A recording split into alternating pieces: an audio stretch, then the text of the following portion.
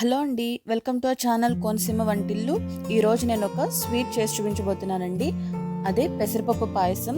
ఈ పెసరపప్పు పాయసం చేయడానికి మనకి ఎక్కువ ఇంగ్రీడియంట్స్ కూడా అవసరం లేదండి, అలానే క్విక్గా కూడా అయిపోతుంది. ఈరోజు నేను కరెక్ట్ మెజర్మెంట్స్తో ఈ పాయసం అనేది ఎలా చేయాలో మీకు ఈజీగా చేసి చూపించబోతున్నాను. అలానే మనకి ఫెస్టివల్స్ వచ్చే టైంలో కూడా చాలా పనులు ఉంటాయి కదండి, అలాంటప్పుడు ఇలాంటి క్విక్గా అయిపోయే స్వీట్ కనుక మీరు చేస్తే మీకు టైం కూడా సేవ్ అవుతుంది. సో ఇప్పుడు మనం ప్రాసెస్లోకి వెళ్దాం. ముందుగా ఒక ప్యాన్ తీసుకోండి. అందులో 3/4 కప్ పెసరపప్పు వేసుకుని 5 నిమిషాలు లో ఫ్లేమ్లో దోరగా వేయించుకోవాలండి. అస్సలు కలర్ మారకూడదు, అంటే నల్లగా అవుతుంది కదా, మాడిపోతుంది, అస్సలు అవ్వకూడదండి. ఈ కలర్లో ఉంటే మనకి టేస్టీగా వస్తుంది స్వీట్ అనేది. ఇప్పుడు స్టవ్ ఆఫ్ చేసుకోండి. ఇప్పుడు ఒక బౌల్లోకి ట్రాన్స్ఫర్ చేసుకుందాం.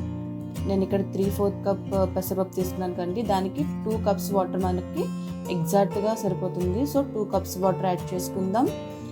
అలానే పెసరపప్పుని ఒక 15 నుంచి 30 మినిట్స్ మధ్యలో మీరు నానబెట్టుకోండి. ఇలా నానబెట్టుకోవడం వల్ల ఏమవుతుందంటే మనం ప్రెషర్ కుక్కర్లో వేసి ఉడికించినప్పుడు త్వరగా కుక్ అవుతుంది, అలానే పర్ఫెక్ట్గా కూడా కుక్ అవుతుంది. నాకు ఇక్కడ 20 మినిట్స్ అయిందండి, నేను 20 మినిట్స్ నానబెట్టాను. ఇప్పుడు నేను ఒక ప్రెషర్ కుక్కర్లోకి ట్రాన్స్ఫర్ చేసుకుంటున్నాను. మనం ఏదైతే నానబెట్టుకున్నామో ఇందులో ఏం ఎక్స్ట్రా యాడ్ చేయలేదండి, మీకు చూపించినట్టు 2 కప్స్ ఆఫ్ వాటర్ యాడ్ చేశాను. డైరెక్ట్గా మీకు మూత పెట్టేసుకుని ఇప్పుడు నేను ఒక 2 to 3 విజిల్స్ వరకు రానిద్దాం. తర్వాత స్టవ్ ఆఫ్ చేసుకుని పక్కన పెట్టుకోండి. ఈలోగా ఒక బౌల్ తీసుకుని అందులోకి 2.5 కప్స్ మిల్క్ అనేది యాడ్ చేసుకుని మరిగిస్తూ ఉండండి. లో ఫ్లేమ్లో పెట్టుకుని మరిగిస్తూ ఉండాలి. పక్కన ఈ పాలు అనేవి మనకి ఎప్పుడు వేడిగా ఉండాలండి.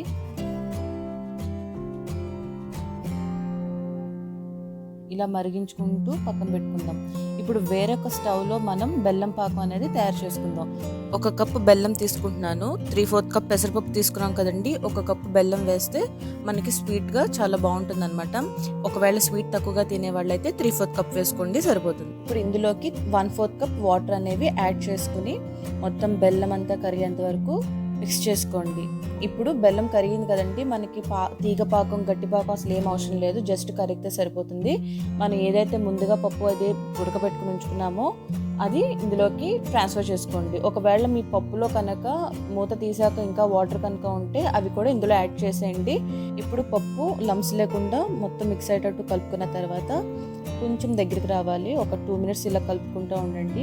ఇలాగ కొంచెం దగ్గరికి వచ్చి చూసారు, కొంచెం వాటర్ కంటెంట్ అనేది పోయి ఇప్పుడు మనం పక్కన మరుగుతూ ఉంది కదండి పాలు.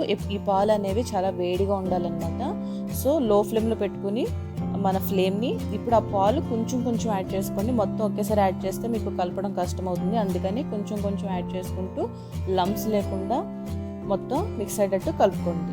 2.5 కప్స్ మనం మిల్క్ తీసుకున్నాం కదండి, అది ఎగ్జాక్ట్గా సరిపోతుంది. మీరు ఏమాత్రం మిగిల్చకుండా మొత్తం అంతా వేసుకుని కలిపేసుకోండి. మీకు ఏమాత్రం పలుచగా అనిపించినా అస్సలు డౌట్ పడకండి, స్వీట్ మొత్తం అయిన తర్వాత మీకు గట్టి పడుతుంది స్వీట్ అనేది. సో అందుకని ఈ మెజర్మెంట్ మాత్రం మీరు ఖచ్చితంగా ఫాలో అవ్వండి. చూసారా, మొత్తం మిల్క్ అంతా యాడ్ చేసేసానండి. చూసారా, ఈ కన్సిస్టెన్సీలో ఉంటుంది. ఒక 2 మినిట్స్ తర్వాత మనం ఇలాచీ పౌడర్ అనేది యాడ్ చేసుకుందాం.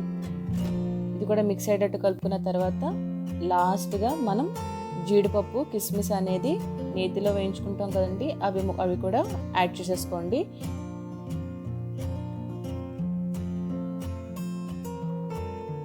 ఇంతే అండి, స్వీట్ అనేది చాలా సింపుల్గా అనిపిస్తుంది కదా. ఖచ్చితంగా ఈ మెజర్మెంట్తో ఫాలో అవ్వండి. చూసారా, మనకి లాస్ట్గా స్వీట్ అయ్యేసరికి ఇలా ఈ కన్సిస్టెన్సీ వస్తుంది. పర్ఫెక్ట్గా ఉంటుందండి, మనకి గట్టిగా కాదు, అలానే ఈ పలుచుగా కాకుండా మీడియం కన్సిస్టెన్సీలో మనకి తినడానికి చాలా ఈజీగా బాగుంటుంది అనమాట. కొత్తగా వంట నేర్చుకునే వాళ్ళు కూడా ఈ స్వీట్ని చాలా ఈజీగా చేయొచ్చు. సో మీరు కూడా ఖచ్చితంగా ట్రై చేయండి.